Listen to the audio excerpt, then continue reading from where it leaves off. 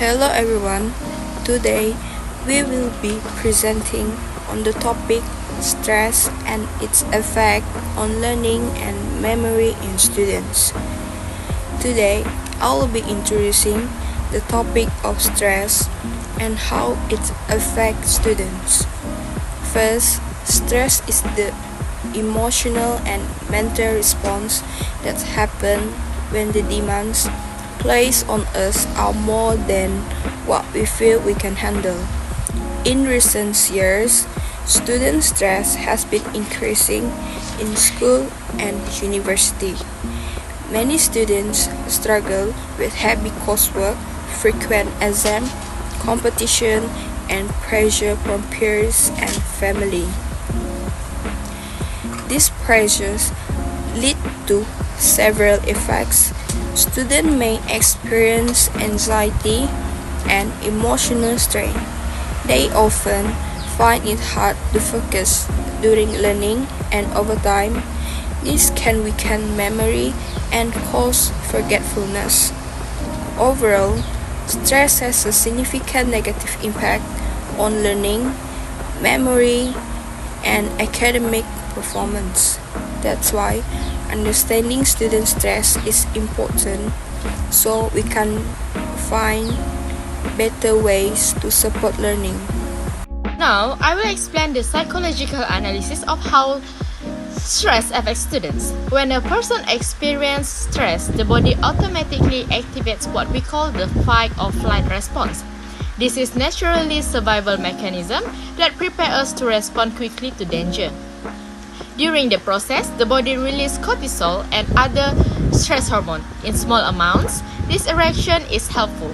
For example, short-term stress can make us more alert and focused, especially when facing exam or deadline. However, when stress becomes long-term or chronic, it starts to affect the brain negatively. Too much cortisol over time can actually damage brain function, especially in areas related to learning and memory. One of the most affected areas in this hippocampus, which is the part of the brain responsible for storing memories and helping us learn new information.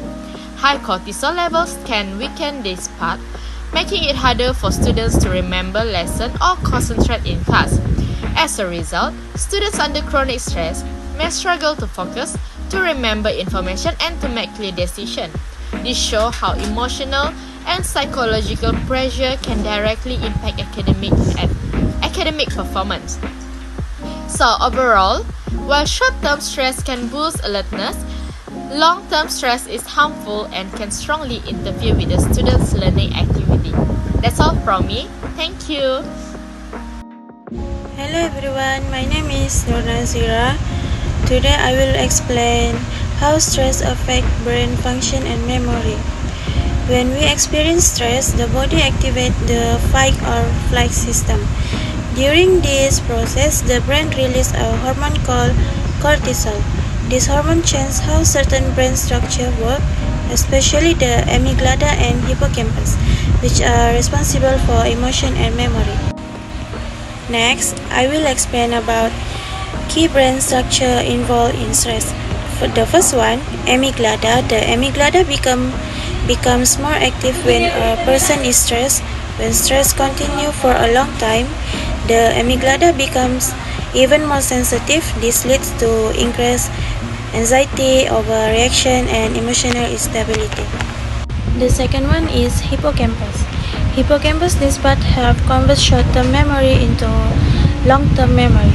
However, when cortisol levels are too high, it weakens the hippocampal cells. As a result, we may have difficulty remembering information, trouble learning new things, confirmation, and forgetfulness. The last one is cortisol. Cortisol is helpful during short-term stress because it is help focus and react quickly. But when cortisol stays high for too long, it reduces neuron connection, interferes with memory formation, and affect our attention and concentration.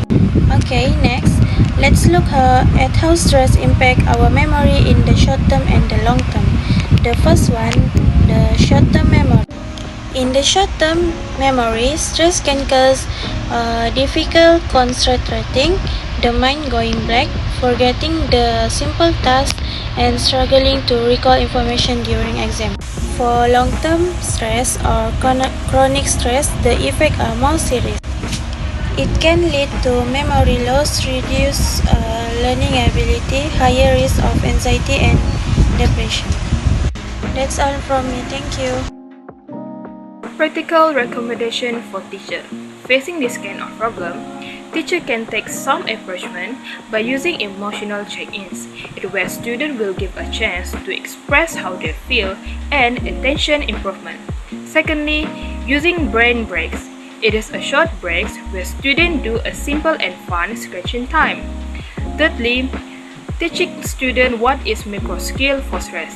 It is a techniques like hand squeezing and 3D breaths where students can do when they're facing stress.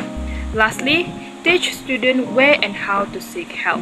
It is where teacher teach students what is the signs of stress and who they can meet when facing this kind of problem.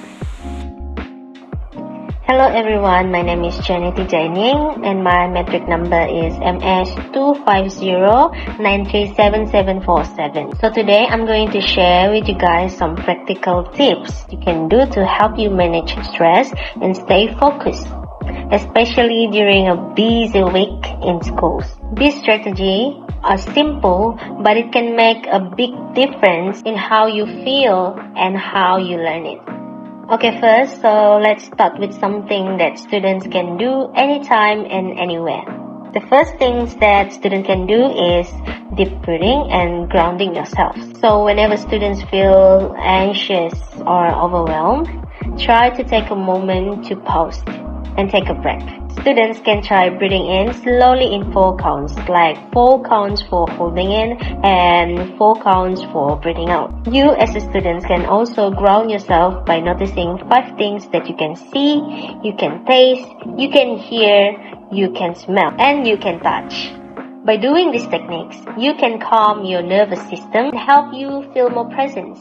Next, I'm going to talk about time management.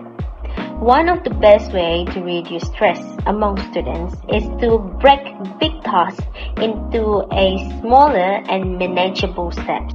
Students can use planner or checklist to keep their day organized. When you know what to do and when to do it, you will most likely stay on track and feel less chaotic. Okay, so another powerful practical tips for students in school is positive talk and affirmations. So students, instead of saying I can't do this, try saying I can do this. I am learning and I will improve every day. By switching into negative thoughts or negative talk to positive talk, you can boost up your confidence and you will most likely to stay motivated. Other than that, you can even write down your affirmations and keep it on the things that you can see later, like books and the mirror.